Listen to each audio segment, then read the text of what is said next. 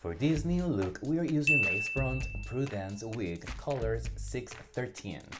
We're going to start brushing the hair very gentle and reserve the bangs for later. Let's grab some small sections of hair, then let's tie them up and flip them to make these new poofy segments. Once you get the volume that you want, secure it with a couple of bobby pins and repeat the same process all the way down the head till you hit the end. Clean every area and help yourself with the fingers, looking to have a sleek shape, and don't forget to smooth everything down, trying to avoid all the frizz. Now it's time to work with the rest of the hair that we have reserved in the front part. Brush it, twist it, add some hairspray, and let's sculpt this in a really nice look.